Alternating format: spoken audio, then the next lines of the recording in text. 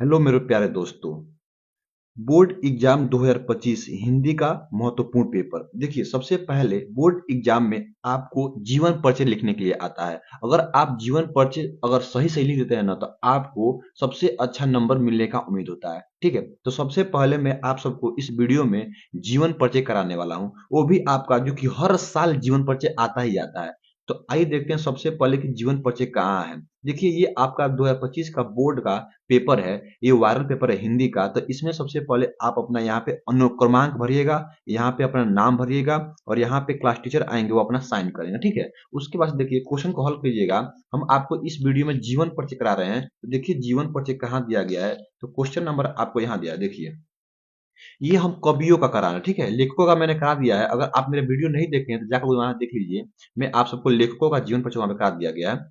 देखिए यहाँ पे गया है क्वेश्चन नंबर 26। ये देखिए, ये क्वेश्चन नंबर जो 26 आपका है ना, ये क्वेश्चन नंबर 26 कह रहा है कि इधर 26 का ख कह रहा है कि 26 का ख कह रहा है कि दिए गए कवियों में से किसी एक कवि का जीवन परिचय लिखते हुए उनकी एक एक प्रमुख रचना का उल्लेख कीजिए। इसमें आपका 3 ठो दिया रहेगा। देखिए, पहला दिया गया महाकवि सूरदास, दूसरा दिया गया गोस्वामी तुलसीदास, और तीसरा सुनीता पंत। ये आपका 5 नंबर का पेपर होने वाला है।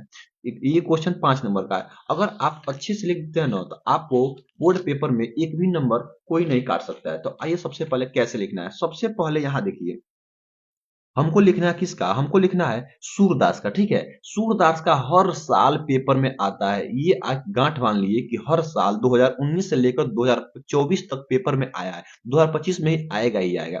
तो सबसे पहले क्या कीजिएगा, अपना यहाँ पे लिखिएगा प्रश्नोत्तर संख्या 26। और प्रश्नोत्तर संख्या 26 का हमको क्या लिखना है, ख।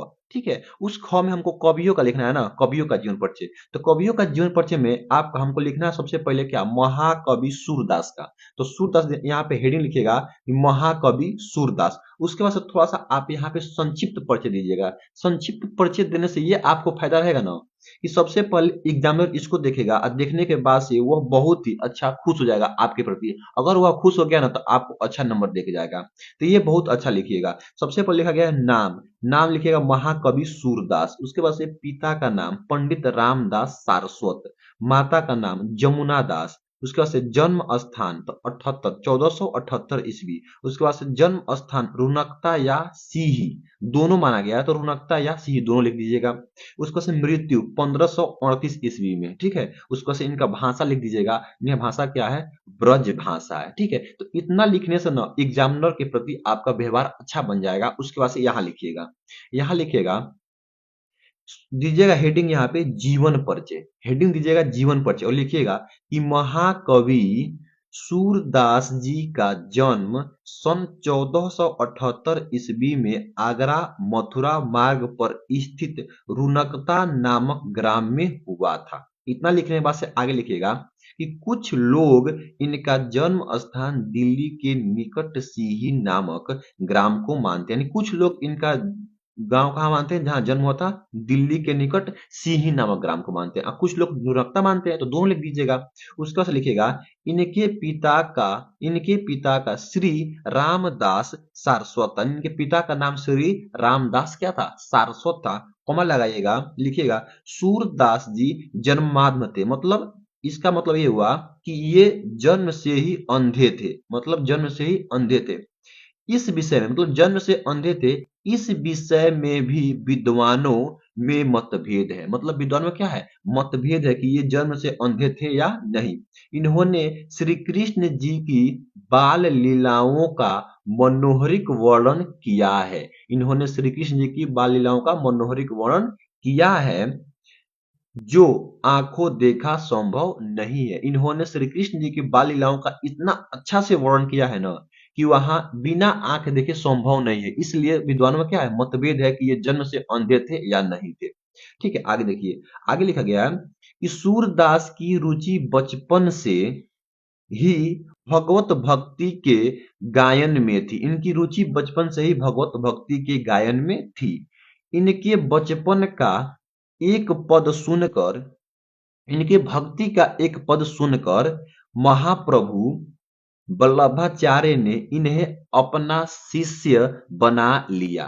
अपना शिष्य बना लिया और श्रीनाथ जी के मंदिर में कीर्तन का भार सौंप दिया।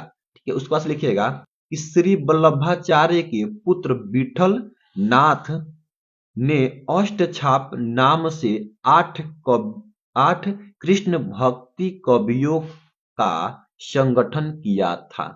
आगे लिखिएगा किया था। सूरदास जी इसके सर्वश्रेष्ठ कवि थे। उसका लिखिएगा ये गौ घाट पर रहकर जीवन भर श्री कृष्ण की बाल लीलाओं का गायन करते रहे।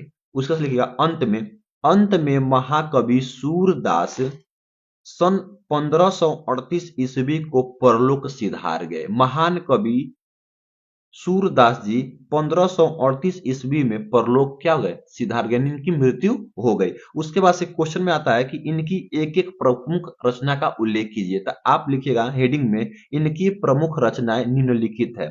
उसका लिखिएगा पहला नंबर देखिए सागर सूर सरावली साहित्य लहरी। इसमें से कोई आप एक रचना लिखेंगे आपको 2 नंबर मिलेगा। तो आई होप, मैं आशा करता हूं कि आप लोग बोर्ड पेपर में ऐसे ही लिख करके आइएगा। अगर बोर्ड पेपर में आप ऐसे लिख करके आते हैं ना तो आपको एक भी नंबर नहीं कटेगा। तो आई होप, मैं आशा करता हूं कि आप सबको वीडियो बहुत ही अच्छा लगा होगा। वीडियो अच्छा लगा तो वीडियो को लाइक कर दें और चैनल को सब्सक्राइब कर लें।